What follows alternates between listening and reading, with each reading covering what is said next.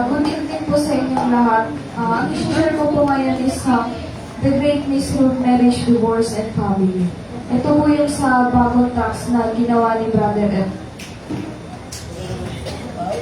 Bagong tracks na The Greatest Love Story Ever po. Ngayon po yung content of flavor ko is yung una pong i-share natin is yung itatapit pala is yung courtship. Number 2 is income and aid. Number 3, husband and wife. Number 4, marriage and divorce. Unahin po muna natin yung courtship. Yung courtship, kung alam naman po natin Tagalog ng courtship, sa Tagalog is paniligaw or paninindihan. Yung courtship, ito yung on the first step, yung first step ng paniligaw na ginagawa po.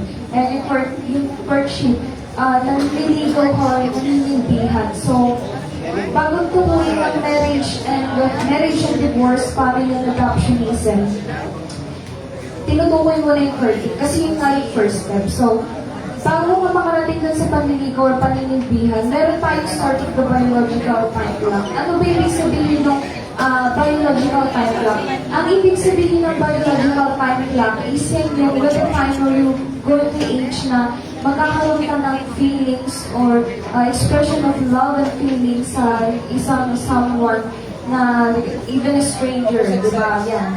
So, nagkakaroon ka ng biological clock. Ibig sabihin, yun na yung edad na oras na magkakaroon ng feeling mo.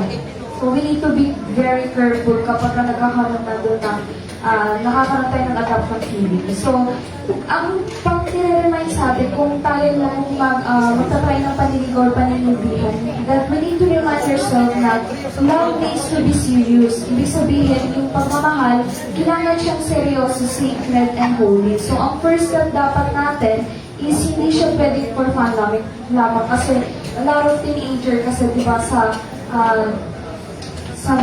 bawat mundo, panig ng mundo is nagkakaroon sila ng dating to someone para lang for reason of motivation, encouragement.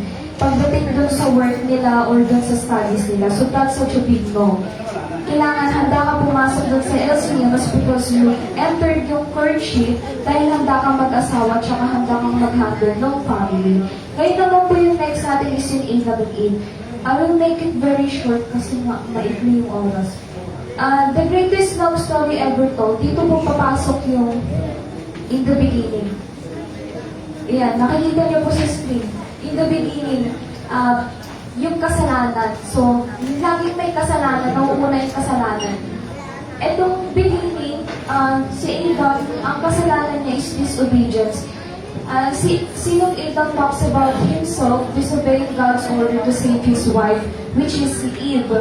So, yan ang kasalanan ni Adam. So, for everyone na nagsasabi na hindi nagkasala si Adam doon sa Bible at yung babae lang yun, mali yun. Si Adan is nagkasala nga siya. Adam really sin. Kasi di ba maraming churches na they're talking about na hindi nga siya nagkasala. Parang nadala lang siya. Or nakasunod dun sa daya. He definitely sin. Sabi lang sa Romans chapter 5. And that's what we call incomplete LCM. Disobedience. Para siya nagkaroon ng disobedience, sabi dito. Ayan. Dinos-ibig nga yung God kasi nung nagkasala si Eva, spiritual type, hindi siya yung physical type dun sa Bible. Ayan, dinamayan niya. So, and then next naman po is yung Eve sin. Ang dito is unbelief. Ano ba yung sabihin ng unbelief? Yan yung lack of knowledge to God's word. Nagkakaroon ka ng, in other words, nagkakaroon ka ng doubtness. So, dun sa past, yung beginning, yun yung nagkaroon siya ng lack of knowledge to God's word. Ibig sabihin, nadaya siya. So, dun sa future naman, nangyayari din yan. Yung future na, ang future ng kasalanan ni Eva, spirit niya is yung lukewarm wife. Ibig sabihin, nagkakaroon pa din ng lack of knowledge to God's word kasi nga lukewarm. Pero hindi itong sabihin, in the future na. So, ang nangyayari dun sa beginning, ang form of sin na is immorality. If anyone knows yung immorality, this is an expression of God in face of immorality. It's pleasing of the sin that is committed as the Christian. Next naman po. Chaste Virgin. Ayan, yung Chaste Virgin. Ayan, yung Chaste Virgin, sa 2 Corinthians chapter 11, verse 2 to 3. The first woman fallen asleep. Dito sa screen, di ba, dalawang tinibo dyan. Yung una, representation. Yung pangalawa naman po is yung typology.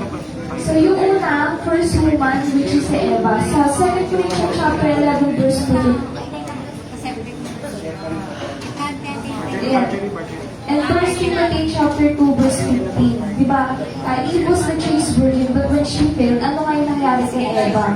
So 1 Timothy chapter 2, verse 15, kailangan niya haharap dun sa grip of death. Kailangan niya pumarap dun sa point of death. Ibig sabihin, every woman na nag-give ng birth, that is under the grip of death, kapag hindi ka nag-repent, yun nga, she might die, which is he talks about the kay Eva.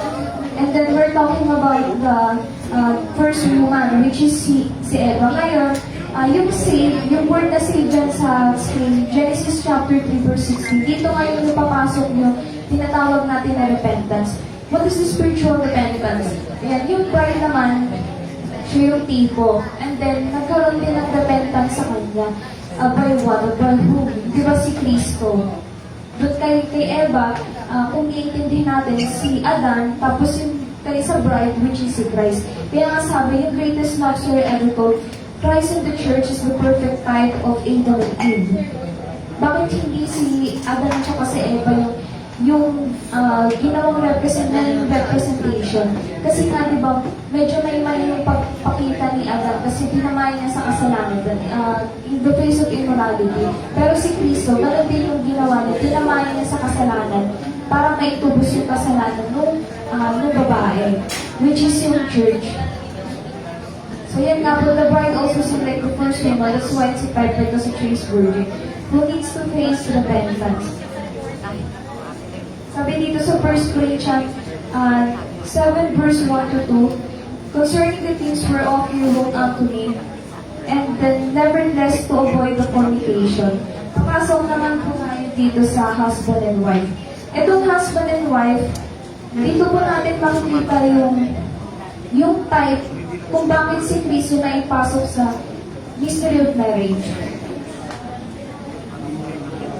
And yung great mystery of marriage, di ba bakit kasi yung title, Great Mystery of Marriage, mystery or hiwaga? Ano ba yung mystery or hiwaga? So first, God's institute marriage to show us how can we save. Sino ba yung word na save yung kailangan natin maintindihan? Yung pinapakita dyan na to show us how can we save, ibig sabihin, ang pinopoint ng quote na to is wala na tayo dun sa beginning. Nandun na tayo sa future. Sino ba yung kumikilos dun sa future? Si Kristo. So, yung Christ and the bride. So, He sacrificed Himself for us. Ibig sabihin, yung during crucifixion niya, Genesis chapter 2 verse 24, iniwan niya ang kanyang ama para sa iglesia. How, diba? He sacrificed Himself to be one with us. Yung sinasabi nga ni Sister Jasmine kanina, yung union, ibig sabihin, naging isa. At sabi doon, kung hindi nga, di ba siya yung tinutukoy dyan na niyaong darating, dyan sa Romans, si Kristo at ang Iglesia is first sa panakalan ng Diyos. Kung yan, ang buhay nga, di ba niya, hindi nga, di ba, kapag hindi niya i-offer yung buhay niya, hindi matutubos yung Iglesia.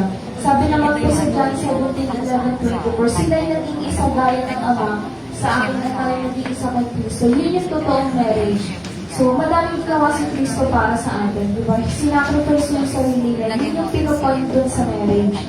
Kaya sabi doon, yun ang totoong marriage. Ulitin ko po, ano po ba yung mystery of marriage?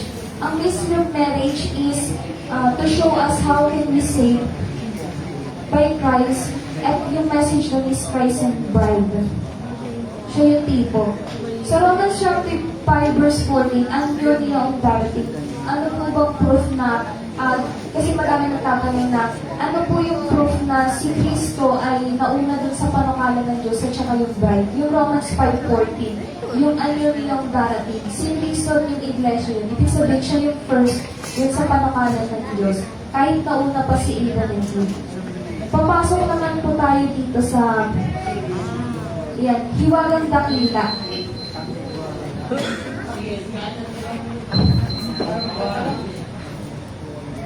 Yan, sabi dito na yung tunay na pag-ibig is sinacrifice niya yung kanyang sarili para sa atin. Ngayon naman po yung marriage and divorce. Yung last naman po sa marriage and divorce, marriage, physical salvation, part 1. Una, di ba, fornication. 1 Corinthians chapter 7, verse 1 to 2. Kailangan natin iwasan yung fornication. Ano ba ibig sabihin ng salvation? Di ba, ang ibig sabihin ng salvation is kaligtasan. Number 2, ililigtas ka dun sa impoverished subsistence. Ibig sabihin ng impoverished subsistence, yung paghihirap. Alam naman po natin yun. Next one naman po is yung divorce. Yung divorce, for short, iniligtas ka dun sa death punishment. Kasi dahil dun sa Old Testament, kapag na nagkaroon ng kasalanan yung sa isa sa inyo, papatayin yung babae o lalaki. Ngayon naman, after ng marriage, yung divorce from death punishment, pero tayo tinatawag na dalawang klase ng type ng divorce. Una, yung biblical divorce, para po maunawaan natin ng mabuti. Yung biblical divorce, ito yung biblical divorce, papasok ka dun sa repentance. Di ba meron tayong repentance? And then yung unbiblical divorce, ito yung wala siyang repentance. Sabi nga po dun sa offensive at saka defensive. Yung offensive, yun yung biblical, yung unbiblical, yun yung defensive. Ibig sabihin, yung offensive, may nagawa siyang mali, isinablit mo pa rin sa Diyos. Ibig sabihin, pumasok ka pa din sa repentance, binigyan mo siya ng another chance. Yung unbiblical, which is defensive, yan yung nakita, alam mo na kung may nagawang kasalanan, hiniwalayan mo, iniwanan mo, ibig sabihin, mas mag-commit pa siya ng kasalanan kasi nga, hindi mo nagawang nag-repent. Hindi mo pa siya sinabit sa Diyos.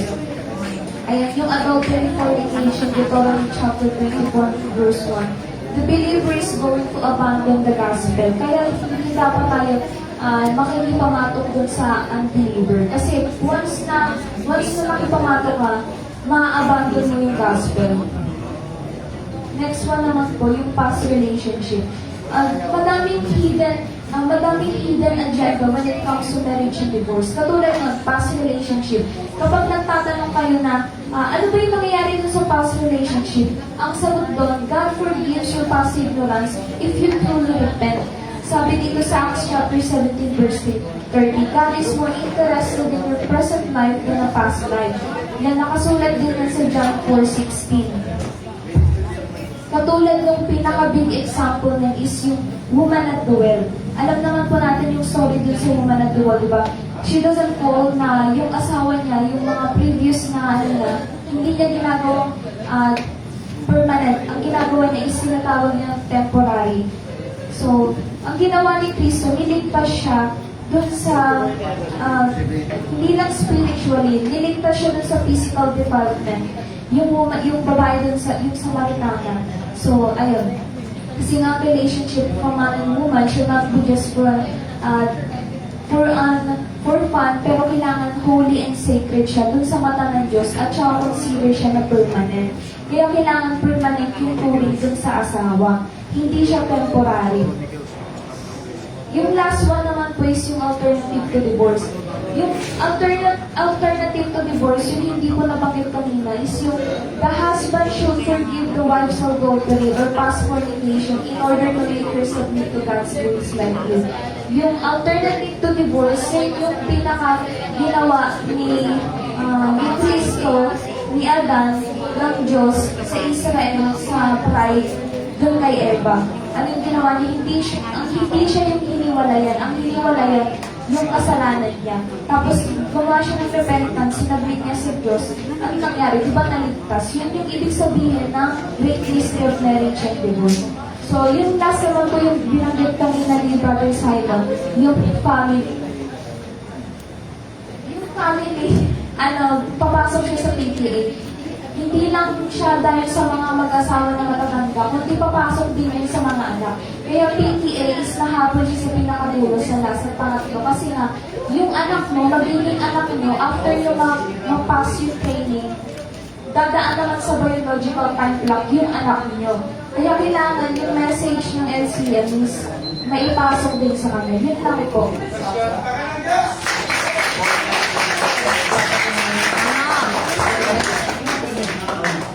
Salamat, Sister Joanna. Galing, very detailed din siya mag-share, no? Hindi nakikita. Hindi, okay lang. Next tayo kay para ganahan tayo